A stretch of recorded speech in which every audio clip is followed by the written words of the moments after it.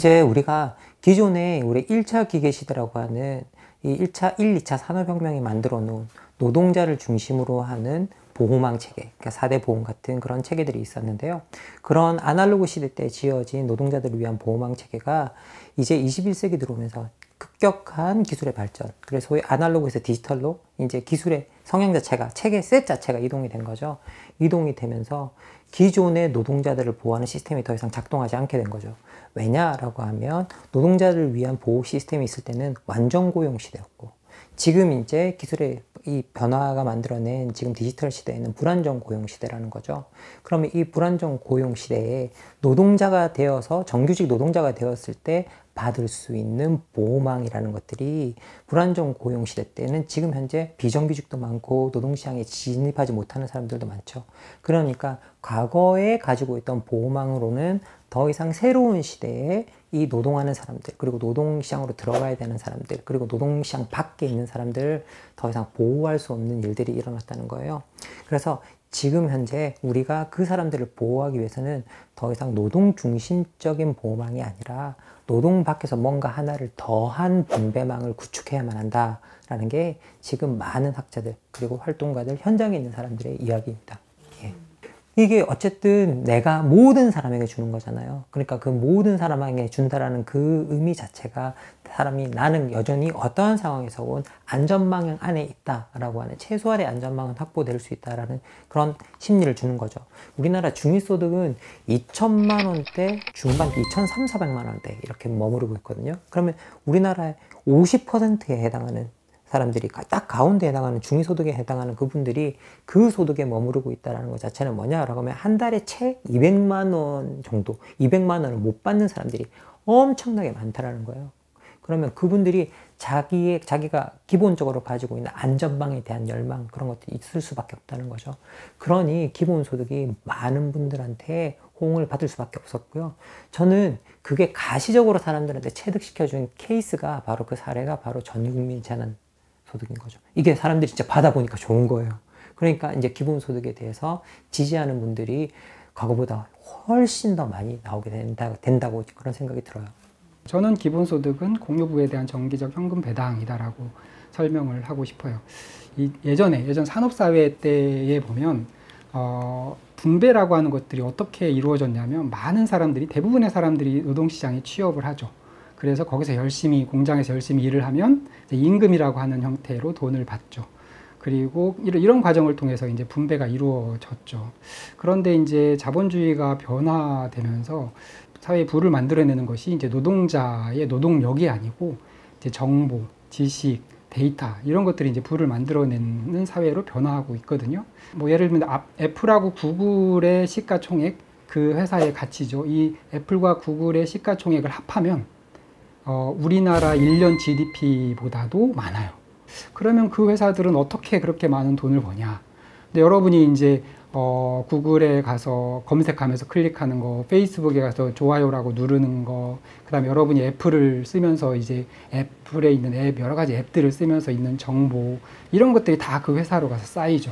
그럼 플랫폼 기업들은 그거를 가지고 광고를 한다든지, 또는 뭐 제조업 공장에게는 물류라든지 생산이라든지 뭐 재고 관리라든지 이런 거를 할 수 있게끔 정보를 제공해 준다든지, 이런 것들을 통해서 이제 돈을 벌게 되는 거죠.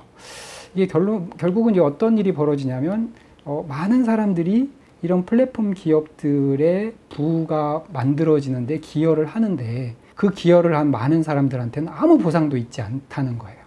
그래서 기본소득은 이렇게 많은 사람들의 기여를 통해서 만들어진 이 플랫폼 기업들의 부, 이걸 공유부라고 이야기를 하고, 그 공유부는 결국에 가서 나도 기여했으니까 모든 사람들한테 공정하게 배분되어야 된다. 이게 사회에서 정의로운 거 아니냐, 이렇게 생각하는 시각입니다. 사람들이 가장 오해를 하고 있는 것 중에 하나가 기본소득이 도입되면 기존의 복지가 다 대체될 거다, 이제 이런 오해가 가장 큰 것 같아요. 그리고 이런 오해가 가장 큰 이유는 그동안에 이제 기본소득을 반대하시는 분들이 프레임을 그렇게 짰어요. 기본소득 대 복지국가, 기본소득 대 사회보장, 이제 이런 식으로 프레임을 짜다 보니까 사람들이 기본소득하고 복지국가는 반대 개념인가 보다, 이렇게 생각을 했던 거죠. 그런데 사실은 그렇지는 않고요. 이제 복지국가라고 하는 커다란 개념 안에 이제 소득보장이라고 하는 또 중간 단계의 개념이 있고, 소득보장 제도 아래에 기본소득이라든지 뭐 국민연금이라든지 고용보험이라든지 국민기초생활보장제도라든지 이런 게 있는 거죠. 다만 이제 기본소득은 기존에 없던 제도인데 새로 이제 들어오는 거죠. 자, 그러면 이렇게 새로운 제도가 들어왔을 때 기존의 복지랑 조화를 이루는 건 되게 중요해요. 그러면 어떻게 조화를 이룰 거냐, 이게 되게 중요한 거죠. 국민기초생활보장제도라든지 뭐 근로장려세제라든지 이런 것과는 서로 이제 대체가 될 수 있을 것 같아요. 비슷한 수준으로는. 하지만 사회보험하고는 대체가 될 수가 없죠. 왜냐하면 원칙 자체가 다르죠. 기본소득은 주로는 조세 베이스로 재원이 마련되는 거고, 사회보험은 사람들이 보험료로 재원이 마련되는 거라서 이 근본적인 사회보험 제도와 조세형 제도라고 하는 근본적인 차이가 있어서 대체되기가 어렵고요. 그 다음에 두 번째는 이미 이론적으로 기존에 있던 제도를 없애는 게 쉽지 않다는 거는 복지국가 이론에서 이미 상식적인 이야기거든요. 국민연금 제도를 없애고 기본소득으로 대체하겠다라고 이야기를 했을 때 어떤 국회의원이 그 법안을 만들 수 있을까? 그건 불가능합니다. 왜냐하면 기존의 국민연금에 대해서 이해관계를 가지고 있는 사람들이 있기 때문에 그거를 없애기가 너무 어려워요. 그래서 이론적으로도 기본소득이 기존의 복지제도를 대체할 거다라는 거는 이제 불가능한 이야기인 거죠. 사실 기본소득과 함께 또 하나의 대안으로 소위 말해 사회 구성원들에게 사회적 상속을 해주자라는 제도가 있어요. 그러니까 사회적 상속을 통해서 각자의 사회 구성원들이 자신의 인생을 설계할 수 있는 설계 자금을 주자라는 제도가 있는데, 이걸 우리가 베이식 캐피탈이라고 해서 우리말로는 기초 자본 아니면 기초 자산 정도로 넘어올 수 있습니다. 지금 현재 지금 나타나는 구조는 뭐냐? 상속받는 사람과 상속받지 못하는 사람이 너무 인생에서 출발선상에서 차이가 난다는 거예요. 상속받을 수 있는 20%와 그렇지 못한 80%의 인생 격차가 너무 난다는 거죠. 그러면 이게 부모가 상속해 줄 수 없다면 이제 사회가 상속해 주자라는 이 제도인데요. 근데 미국에서는 상위 20%들에게 부유세 2%를 일괄적으로 부과해서 인생을 출발하는 모든 청년들에게 8만 불씩의 인생 출발 자금을 주겠다고 했던 거죠. 1999년에 거의 1억에 이르는 인생 출발 자금을 약속했던 거였어요. 그래서 이제 이 제도가 이제 미국에서는 나와서 엄청나게 인기를 끌었고요. 그래서 이제 영국 노동당에서 자기들도 연구에 들어갔는데 실제 두 가지 제안이 나왔어요. 기존의 제안처럼 이제 일정 연령에 있는 사람들에게 똑같은 액수의 출발 자금을 주는 것. 그리고 또 하나는 뭐냐? 아이들이 태어났을 때 계좌를 열어서 거기에 돈을 넣어주고 아이들이 성년이 될 때까지 이제 국가가 불려주는 거죠, 이 돈을. 그래서 일정 연령에 이르렀을 때 그 돈을 찾아 쓰게 해주자라고 하는, 이게 베이비 모델이라고 부르는 건데요.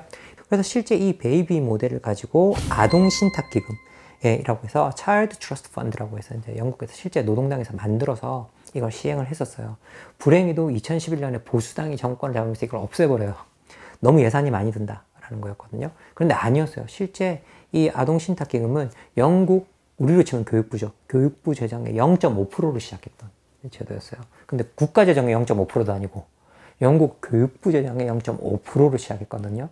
그런데 이건 뭐냐라고 하면 이 기초자산이 베이비 모델로 갔을 때는 얼마나 싸지는가를 볼 수 있어요. 비용이 얼마나 줄어드는가. 그래서 실제 기본소득과 기초자본을 비교해 보면 기초자본은 기본소득이 10분의 1도 안 들어가는 경우도 있어요. 베이비 모델로 설계하면 20분의 1 정도밖에 들어가지 않는, 그런 예산이 들어가지 않는. 그래서 이게 실제 우리가 작동 가능한 모델을 생각해 본다라고 한다면 저는 기본소득보다는 기초자산이 더 나은 모델이라고 생각하는데요. 저는 지금 현재 나오는 많은 사회적 비판 중에 가장 중요한 비판이 사회적 계층이동 가능성이 막혔다라는 데 있다고 생각해요.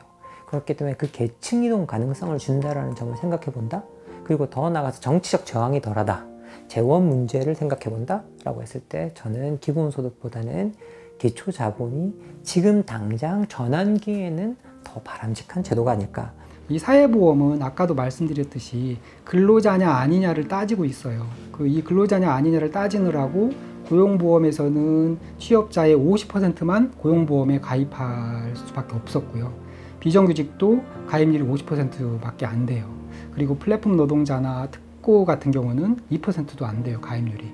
그래서 이거를 개혁해야 된다. 사회보험을. 그럼 사회보험을 어떻게 개혁할 거냐? 근로자냐 아니냐를 따지지 말고 소득이 있으면 모두 사회보험에 가입할 수 있게끔 하는 제도로 바꿔야 된다. 그게 이제 소득보험 논의입니다. 소득보험. 소득이 있는 모든 사람들, 자영업자든, 그 다음에 특고든, 플랫폼 노동자든, 정규직 노동자든, 소득이 있는 모든 사람들의 소득에 대해서 일정 부분의 사회보험료를 내게 하고, 실업됐을 때, 은퇴했을 때 보험금을 받을 수 있게끔 하는 소득보장 제도로서 소득보험, 이게 1차 자간전망과 2차 자간전망으로서 튼튼하게 갖추어지면 한국 복지국가는 이런 복지국가를 만든 나라가 없어요. 전 세계적으로. 이제 코로나 이후에 한국 사람들이 좀 자신감을 갖고 복지에서도 한국 나름의 독특한 복지국가를 구성해낸다면 전 세계가 이제 한국을 주목할 겁니다. 이제 그런 식으로 한국 복지 체제가 재구성될 필요가 있다라고 생각됩니다.